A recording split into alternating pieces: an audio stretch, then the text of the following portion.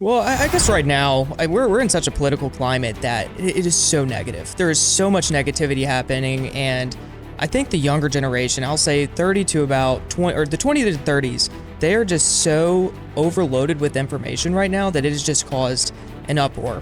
And one thing that I want to encourage the listeners, we are learning and we're growing, and with this information, it's encouraging more people to take action. We are a grassroots organization.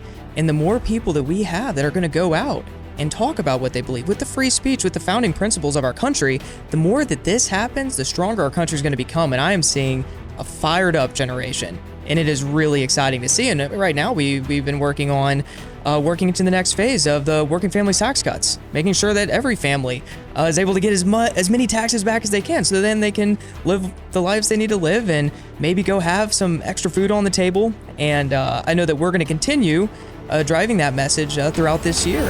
Americans are capable of achieving extraordinary things when they have the freedom and opportunity to do so. This is American Potential. Welcome to the American Potential Podcast. I'm your host, David Fromm.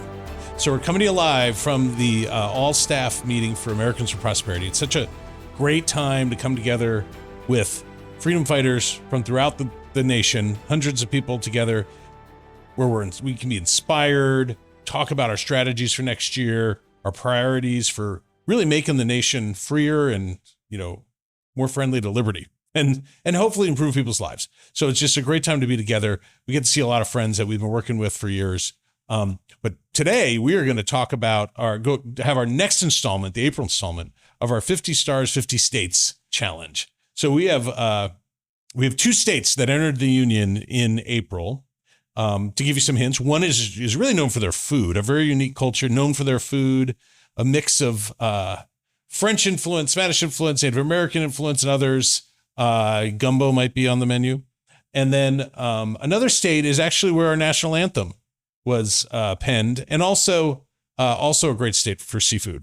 Both of these states share that in common. So if you're following along at home, you can probably figure out what those are. So I want to welcome our guest for today, Spencer Evans, who's the director of grassroots operations in the great state of Louisiana, and Clayton Rasche, who is the organic digital media manager for AFP, and who also is a native of Louisiana. Welcome, guys. Yeah, thank you for having us. Yeah, thank you for having us. Yeah, this would be great. I don't know if you guys have side bets and have money on this, but, I've made my own. Look, we made a couple, but it was just off to the side, That's great. We'll see. That's great. We'll have a secondary market on another page. Winner gets a lobster roll. So. Dang right.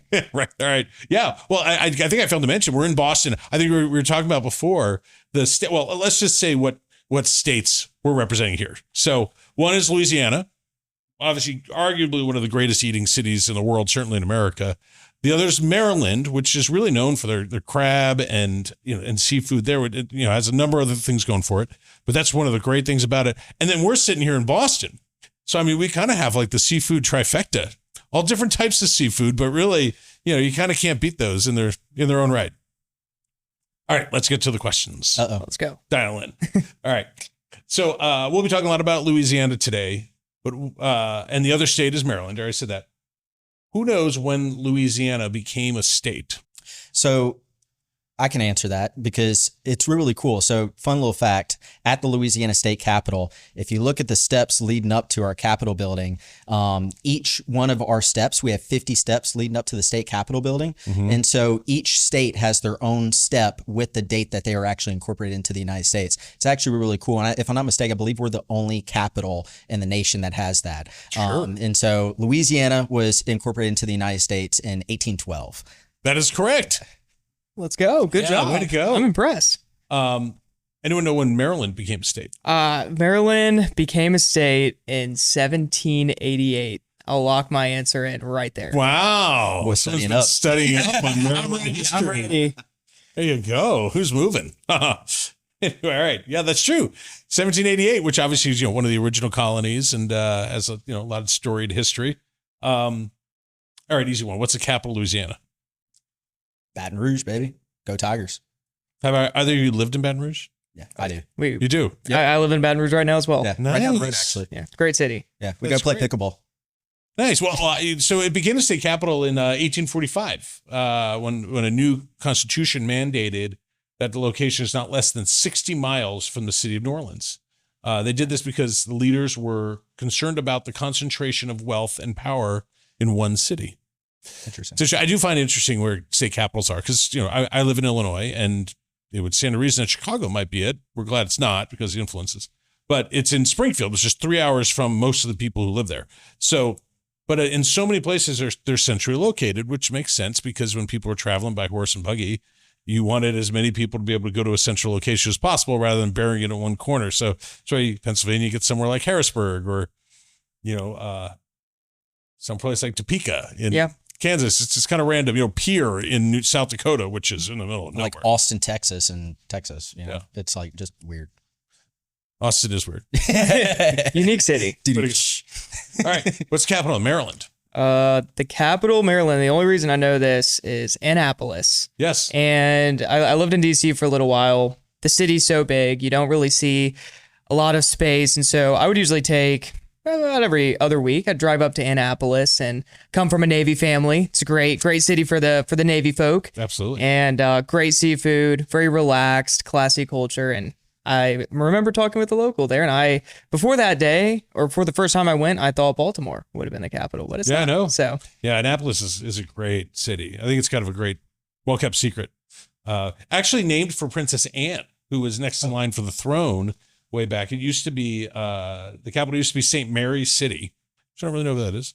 And but then became Annapolis, named for St. Anne. So of course, which military academy is located in Annapolis? Maybe.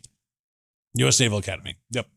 In 1845, the Secretary of Navy, George Bancroft, launched a naval school at a small army post called Fort Severn without any funding from Congress, which is kind of incredible.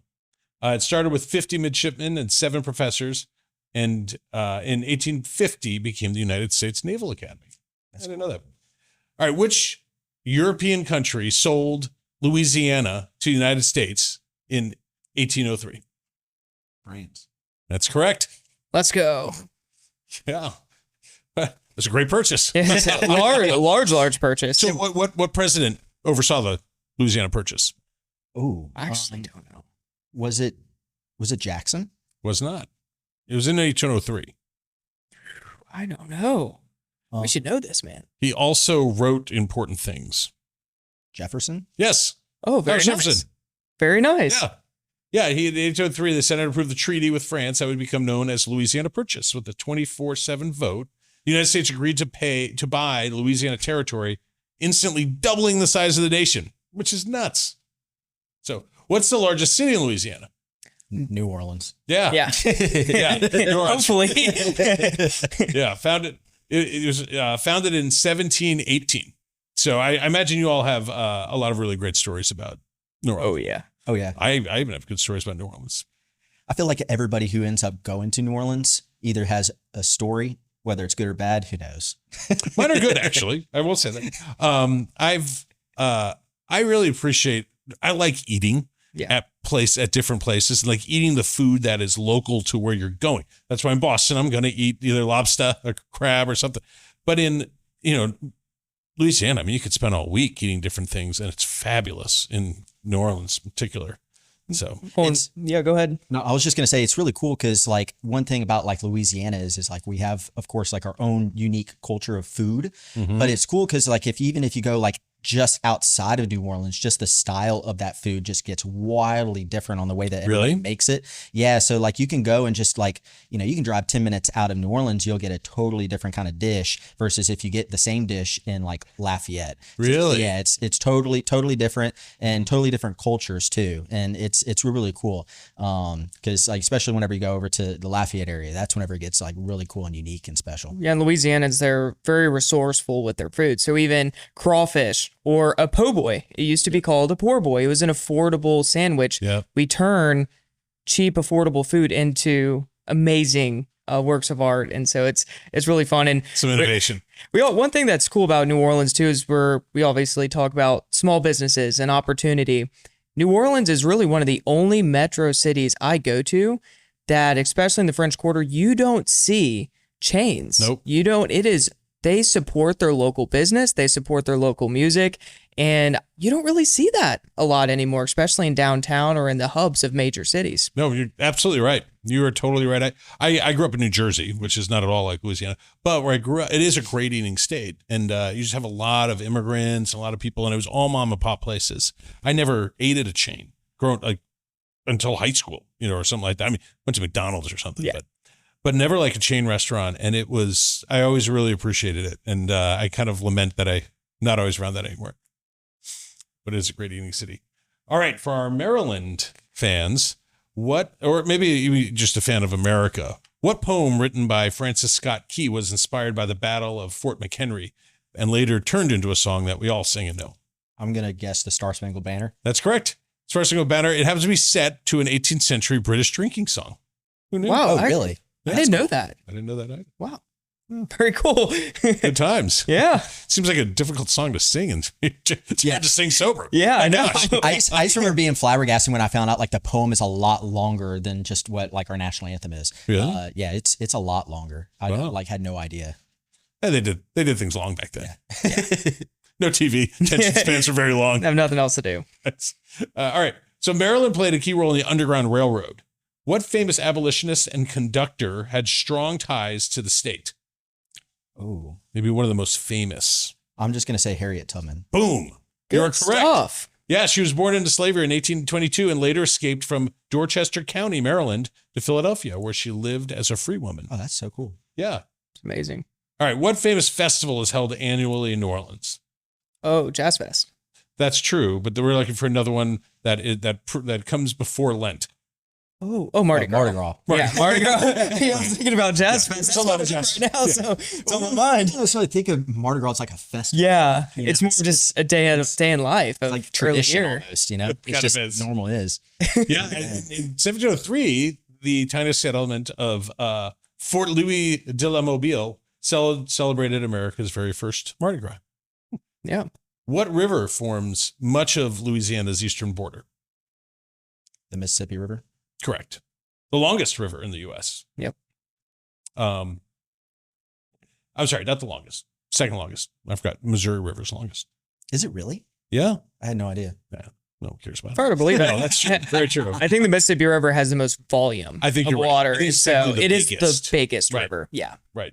So, all right, what major estuary borders much of Maryland? Think crabs. Oh, this sounds really bad. I actually don't even know if I've heard that word before. So yeah, I gotta figure it out. We're from Louisiana. it's basically where freshwater, like river freshwater, mixes with seawater, Oh, and so it comes together. So it's kind of like, think of like where a river and a bay might clash into the ocean. Okay. So is it like brackish water? Could be. Yep. Okay. It's Chesapeake Bay. oh, Chesapeake Bay. Yeah, Okay, that makes yeah. sense. So anyway, what is Louisiana's official state nickname? The Pelican State? It is. Oh, nice. Do you guys know why? It's our state bird. Yeah. Yeah. The brown pelican. It's a beautiful bird. I don't know if you've ever seen it fish, though. You ever seen a brown pelican fish? Possibly. It is the most ungracious thing you will ever see in your life. Ruthless. Yeah. And it's funny because like you watch them fly and it's like they're so elegant flying, and then they'll see like a fish and it almost looks like they just go like limp. It's like they go limp and then they just like splash into the water like they like stomach Yeah. like a belly flop into it, and it makes this big splash, and the next thing you know it's like they'll pick up their bill or beak, whatever, and it's like they got a giant fish in there, and it's so funny to watch them because it is like the most ungracious thing you will ever see in your life. It's so funny. Well, it's one of the only birds in America too that can actually go fully submersed into water and take right back off into air. Oh, that's It's- cool. Its wings and its feathers are designed to be able to handle water Yeah. and just fly straight up. So it's pretty cool. All right. So what term in Louisiana refers to people of mixed French, Spanish, African, and Native American heritage? Cajun. Well, Cajun or Creole. Creole. Yep. Okay. Yeah. Is there a distinction between There Cajun and Just Creole? absolutely. Yeah. Do you know what the distinction is? Yeah. So whenever it comes to like Creole comes from like more of like an African descent. Yeah. That's how I thought. And so you have like our African natives that lived there, and then Cajuns actually come from Canada, who actually came down and ended up immigrating into Louisiana. And so it's two totally different cultures and ethnicities. But a lot of people conflate them, but they're two totally separate things. But they both kind of live in the same area that's kind of like around the South Lafayette area. And a lot of them still speak Cajun French still, Yes. Which is a huge thing in Louisiana, trying to preserve that kind of cultural heritage. Yeah. And like Louisiana is one of the few states where we still have like a big French immersion program within our elementary schools and even high schools very too. cool. Yeah. So they try to keep the culture alive and the language alive, though it's very, unfortunately, just rapidly declining. And Well, as the son of a high school French teacher, I had spent a lot of time with French. I felt like I was immersed in French as well. And So, if you ever want to not that hear it, version. if you ever want to hear it, you just have to go down to a local shrimp shop, bait shop, anywhere on the water. They have these beautiful small businesses that you'd actually see in movies. Pockets of just really uniqueness that you don't always get everywhere. yeah, That's you great. gotta come down. We'll take you crabbing. Speaking of Maryland, That'd be cool, get you some man. Louisiana I love that. Yeah. Dang right. Yeah, I know Louisiana. I remember being with one of our colleagues, and we were at a place in Arlington, Virginia, near our headquarters, and it was shrimp night, and he was just like, these are probably Chinese shrimp. These are not. These are not Louisiana shrimp from the Gulf of Mexico. I'm not eating these. And I was like, Yeah, it's a big deal trying to keep the industry alive in Louisiana, just because, like, talking about like regulation, the shrimpers are super heavily regulated in the United States, even in Louisiana. And it's one of those things where, like, unfortunately, a lot of people are going to imported shrimp. Yeah. And so it's a big thing. He talked about, shopping local. It's a big thing in Louisiana to, have Louisiana shrimp. And it's even a law now in Louisiana where if you have imported shrimp, and you own a restaurant and you serve that, you actually have to put whether it's imported or not. You can get fined. Yeah. It's a big deal. well, buyer beware. It's a big selling point. You could sell obviously much more food if it is locally produced. Yeah. Yeah. I think it That's tastes way I like better, that, actually. Oh, it definitely tastes way better. All right, so this is interesting. What unique legal system does Louisiana use based on a French system rather than English common law? We have parishes, not counties. That's true. And that's like one unique differentiator. This one unique thing, yeah. Yeah. So we have common and we have civil. Civil law. Yeah. And so I believe that means, kind of handed down from the French, it means that the legal system is really based more on written codes than on precedent and court decisions. It's based from like the Napoleonic Code, and it's very different. It's unique, and if I'm not mistaken, I believe we are the only state in the country that actually practices civic. Yep. Do you like it? I mean, it's different. The whole legal system and apparatus around just like lawyers and attorneys and everything else who practice in the state, you have to take a whole separate bar exam and the whole 9 yards. And so I definitely think there are some positives to it, but there's negatives as well. Absolutely. As all. So you mentioned parishes, that instead of counties, you have parishes in Louisiana. Where does that come from? Do you guys know? It is French or Canadian, right? Yeah, if I'm not mistaken, it's a religious thing. It comes from the Catholics, who have kind of like the French and the Spanish were Catholic, so they had, I mean, even still to this day, like I go to a Catholic church, and so you have different parishes at which that's like kind of your assigned church, that you just would go to because, and so there it's just codifying it into a governmental structure. So, what type of seafood is Maryland especially famous for? Blue crab. Blue crab is exactly right. Yep. It's so good. I would do anything. I actually want to go to Maryland now. The blue crab is the best I've ever had. It is. Really and it is much better than Louisiana crab. I will say that. It is delicious. It is. Have you guys ever been to, there's a place near headquarters, the Quarterdeck, and there's a restaurant there. And this is what I love about the Virginia, Maryland area. They just come like to your table when they put down some paper and they put out a bucket of blue crab just out there. It's been in like seasoning, and you just get a mallet and a fork and like a bib. It's like, you're just busting up, dipping it in the butter and eating it. And it is, I was like, this is some of the best things I've ever done. Now, the question is do you dust your crabs? In what?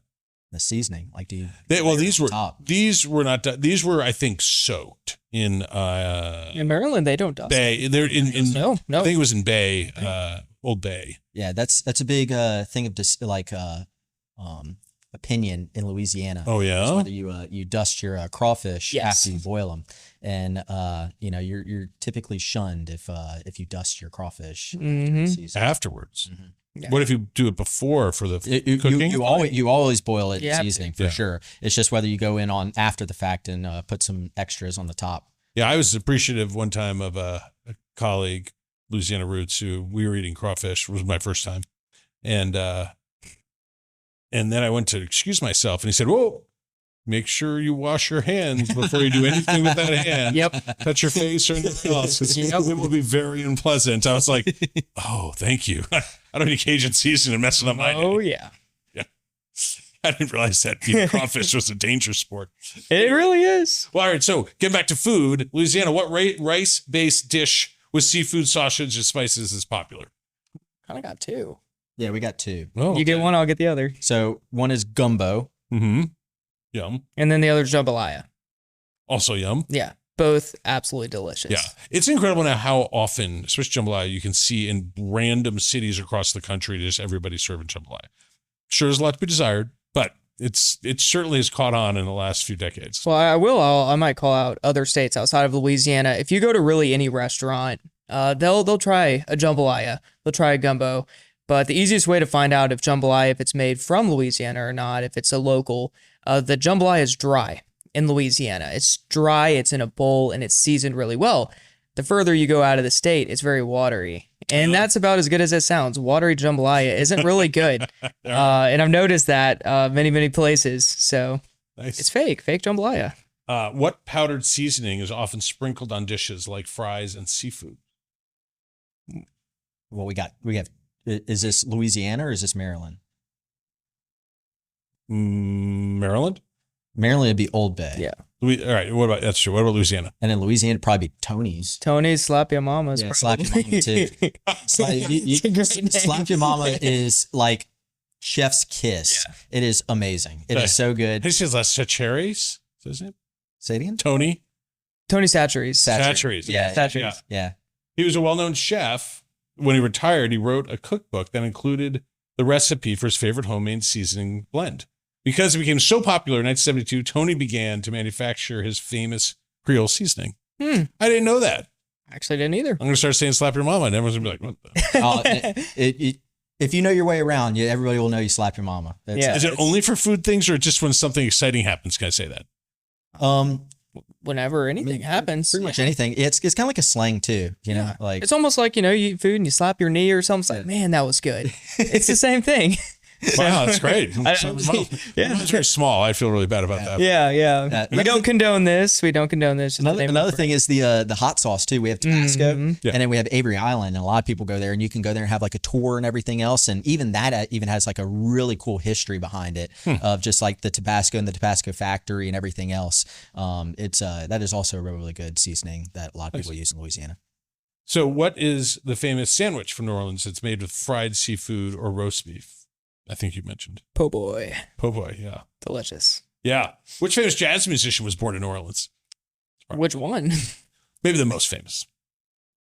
Think of the airport. You want it or you want me to do it? You can do it. Louis Armstrong. Louis Armstrong. It is named the airport, isn't it? Yeah. Okay. I was like, wait a minute. So, yeah, he left school in 5th grade to work and take a job, which is kind of interesting. So, he had 5th grade education. Beautiful voice. Oh, amazing. One of the most unique. So, Yeah. So we got to talk something, but what cultural group of Louisiana is known for its French heritage and rural traditions? Well, Cajun or Cajun. Creole. Yeah. Cajun. yeah, that'd be more Cajun for sure. Yeah. What famous New Orleans street is known for its nightlife and music? Bourbon. Bourbon Street. Yeah. There's a horrible saying, but if you remember going to Bourbon, you didn't have enough fun. So I went to Bourbon Street this summer, and I remember it. okay. Come back then. So we're not trying to get you in trouble. There's one of the really nice restaurants there on Bourbon Street. It's very fun. We went there for dinner, and it was two gentlemen, Adam Thompson from Alabama, and another gentleman who are both very policy focused. They're wearing, blue sport coats, white shirts, tan pants. I was probably wearing something similar. I probably looked a little cooler.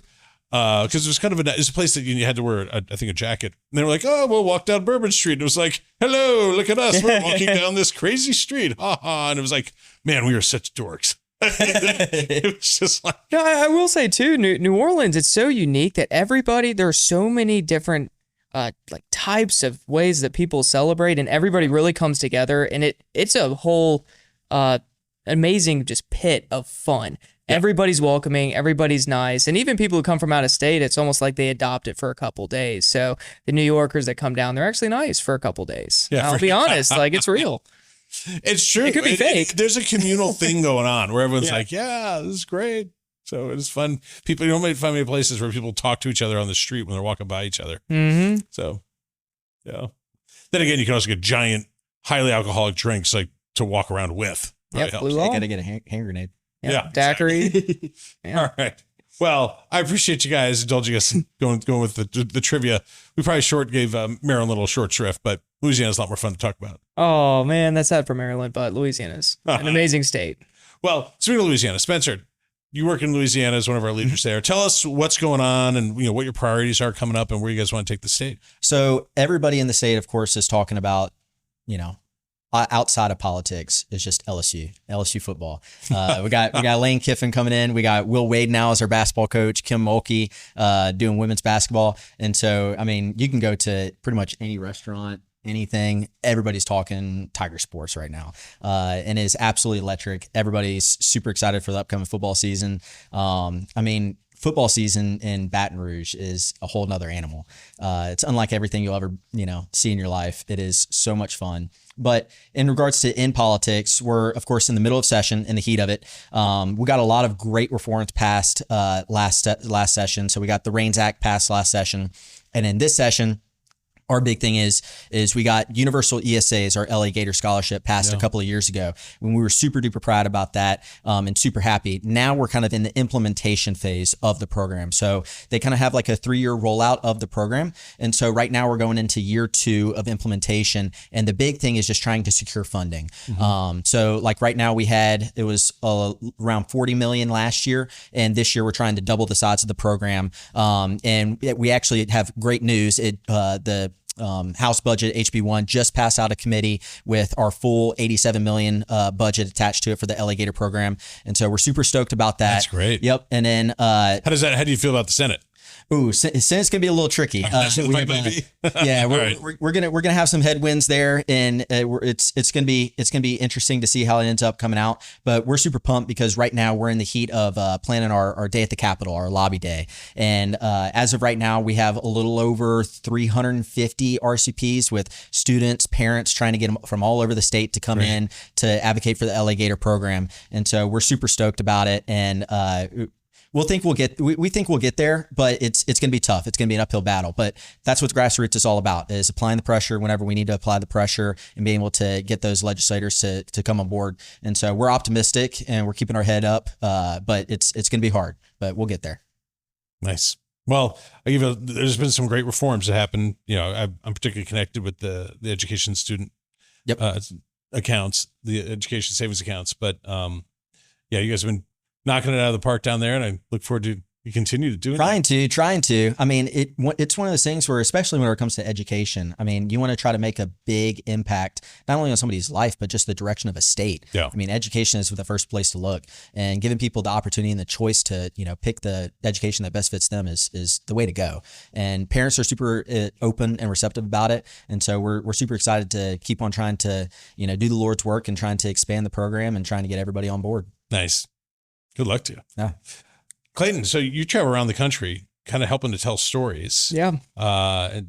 Through social media, and you've worked with our team a little bit and me, which has been thrilling. It's fun. So what's been some of the most fun and what's some of the best work that you think you're doing? Well, I guess right now we're in such a political climate that it is so negative. There is so much negativity happening, and I think the younger generation, I'll say 30 to about 20, or the 20 to 30s, they are just so overloaded with information right now that it has just caused an uproar. And one thing that I want to encourage the listeners, we are learning and we're growing. And with this information, it's encouraging more people to take action. We are a grassroots organization, And the more people that we have that are going to go out and talk about what they believe with the free speech, with the founding principles of our country, the more that this happens, the stronger our country is going to become. And I am seeing a fired up generation, and it is really exciting to see. And right now we've been working on working into the next phase of the working families tax cuts, making sure that every family